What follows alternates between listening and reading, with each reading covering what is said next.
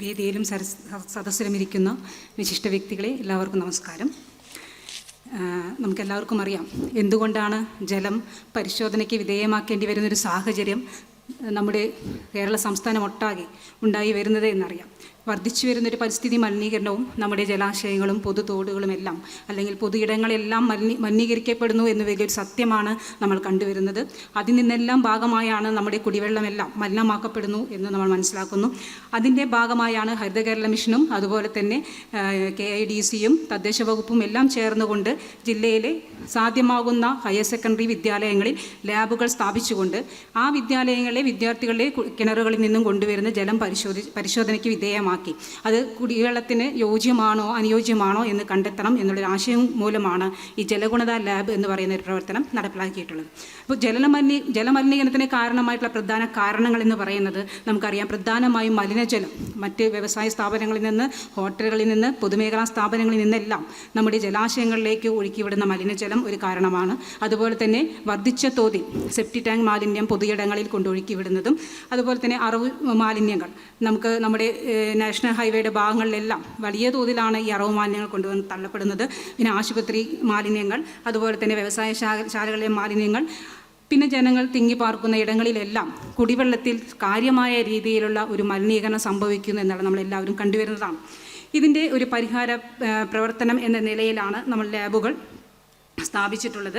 ലാബുകൾ സ്ഥാപിക്കുന്നതിന് വേണ്ടി പ്രധാനമായും നമ്മൾ ലക്ഷ്യം വെച്ചത് നമ്മൾ കുടിക്കാനും എല്ലാം ഉപയോഗിക്കുന്ന ജലം ശുദ്ധമായിരിക്കണം എന്നുള്ളൊരു ആശയം ഒരു ലക്ഷ്യം നമ്മൾ മുൻനിർത്തിയിട്ടുണ്ട്. അത് ഓരോ വിദ്യാർത്ഥികളുടെയും വീടുകളിൽ നിന്നുള്ള ജലസ്രോതസ്സുകളിൽ നിന്നുള്ള ജലം കൊണ്ടുവന്നാണ് നമ്മൾ പരിശോധനയ്ക്ക് വിധേയമാക്കിയിട്ടുള്ളത്.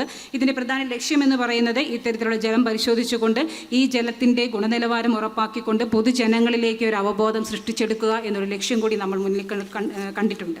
ഇനി എന്തുകൊണ്ടാണ് തൃശ്ശൂർ ജില്ലയിലും അതുപോലെ തന്നെ മറ്റു ജില്ലകളിലും സംസ്ഥാനം ഒട്ടാകെ ഹയർ സെക്കൻഡറി സ്കൂളുകൾ ഇതിന് കേന്ദ്രമായി തിരഞ്ഞെടുത്തു എന്ന് ചോദിച്ചു കഴിഞ്ഞാൽ നമുക്കറിയാം എല്ലാ ഹയർ സെക്കൻഡറി വിദ്യാലയങ്ങളിലും കെമിസ്ട്രി ലാബുകളുണ്ട്.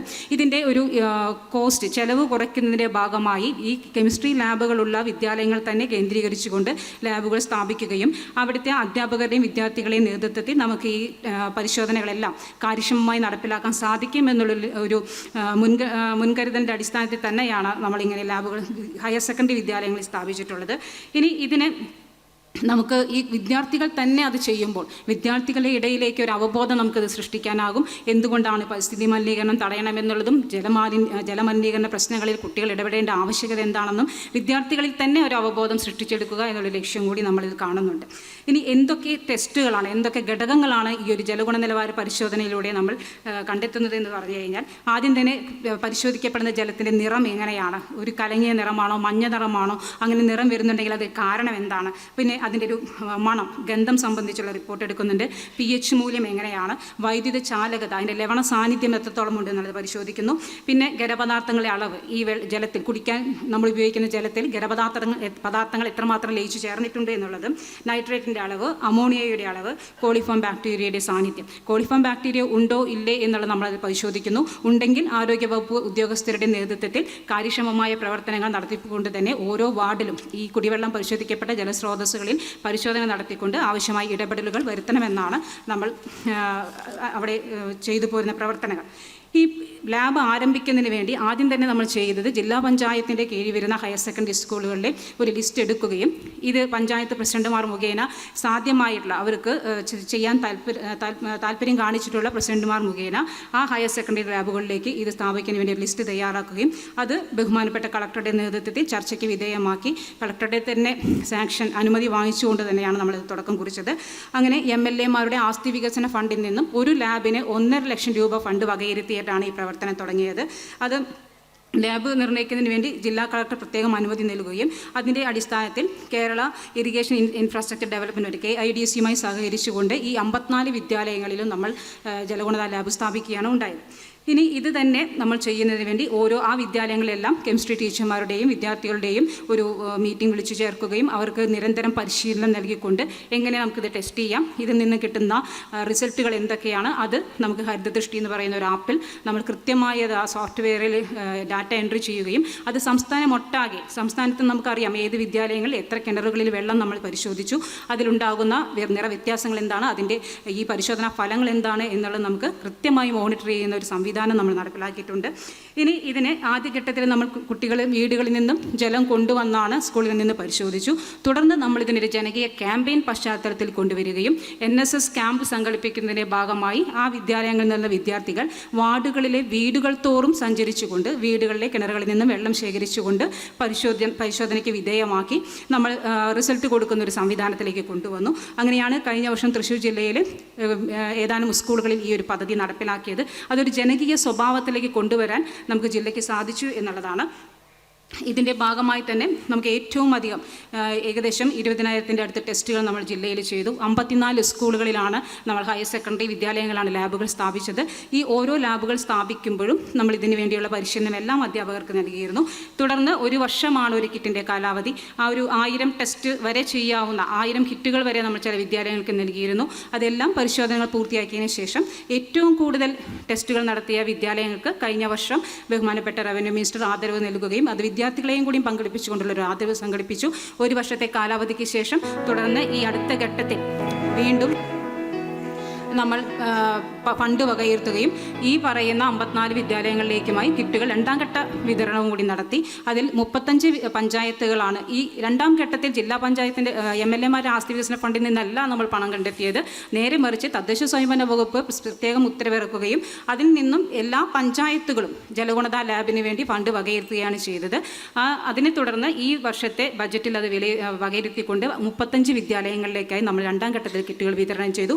അതിൽ ഇപ്പോൾ കിറ്റുകൾ വിതരണം ചെയ്ത 2ാം ഘട്ടത്തിൽ പല വിദ്യാലയങ്ങളും 100% പരിശോധന പൂർത്തീകരിച്ചിട്ടുണ്ട്. ഇവിടെ കഴിഞ്ഞ വർഷം നടത്തി ഏറ്റവും അധികം 1ാം ഘട്ടത്തിൽ ഏറ്റവും അധികം പരിശോധനകൾ നടത്തി ഒന്നാമതെത്തിയത് മരത്തങ്കോട് സ്കൂളും എരുമപ്പെട്ടി സ്കൂളും ആയിരുന്നു. അവിടെ വിദ്യാർത്ഥികൾ അതൊരു ജനകീയ ക്യാമ്പയിനായിട്ടാണ് സംഘടിപ്പിച്ചത്. 2ാം ഘട്ടത്തിൽ നമ്മൾ അങ്ങനെ തന്നെയാണ് ഉദ്ദേശിക്കുന്നത്. ഒരു ജനകീയ ക്യാമ്പയിൻ കൊണ്ടുവന്നുകൊണ്ട് ജനകീയ ക്യാമ്പയിനിലൂടെ പൊതുജനങ്ങളും കൂടി ചെയ്തുകൊണ്ട് ഈ പ്രവർത്തനങ്ങൾ ചെയ്യാനാണ് ഉദ്ദേശിക്കുന്നത്. വളരെ കാര്യക്ഷമമായി 8 മിനിറ്റ് ആയിട്ടുണ്ട്. കാര്യക്ഷമമായ രീതിയിൽ ജില്ലയിൽ ഈ പ്രവർത്തനങ്ങൾ നടന്നു വരുന്നുണ്ട്. ഇത്രയാണ് ഇതിനെക്കുറിച്ച് പറയാനുള്ളത്. എല്ലാവർക്കും നന്ദി, നമസ്കാരം. വളരെ പ്രധാനപ്പെട്ട ഒരു അവതരണമാണ്. മറ്റ് അവതരണങ്ങളെപ്പോലെ തന്നെ ഈ 2011 മുതൽ 2008 മുതൽ ഗവൺമെൻറ് ഇത് നടപ്പിലാക്കണമെന്ന് വിചാരിച്ചൊരു പദ്ധതി ഈ ഹരിത കേരളം മിഷൻ വന്നതിന് ശേഷമാണ് ഇത് നടപ്പിലായത്. സ്കൂളുകൾക്ക് ട്രെയിനിങ് കൊടുത്തുവെങ്കിലും അത് നടന്നില്ല. അപ്പോൾ ഈ 2018 ശേഷം ഹരിത കേരള മിഷനാണ് ഇത് നടപ്പിലാക്കിയത്. വളരെ മനോഹരമായിട്ടുള്ള ഒരു പ്രവർത്തനമാണ്. ഒരു സംശയം, പാനലിസ്റ്റുകൾക്കുള്ള ഒരു സംശയം, കുട്ടികളുടെ പ്രോജക്റ്റായിട്ട് ഈ പ്രവർത്തനം ഏറ്റെടുക്കുന്നുണ്ടോ സ്കൂളുകളിൽ? കുട്ടികൾ പ്രോജക്റ്റായിട്ടില്ല സാർ, അതൊരു നാഷണൽ സർവീസ് സ്കീമിൽ ഉൾപ്പെടുത്തിയിട്ടാണ് ഇപ്പോൾ ചെയ്യുന്നത്. ശരി. ഈ അവതരണം ഇവിടെ അവസാനിക്കുകയാണ്. നമുക്ക് ചോദ്യങ്ങൾ അവസാനം ചോദിക്കാം. ഈ പ്രിയപ്പെട്ട അവതാരകയെ ആദരിക്കുന്നതിനായിട്ട് ബഹുമാന്യായ സുശീല മാഡത്തിനെ ക്ഷണിക്കുന്നു.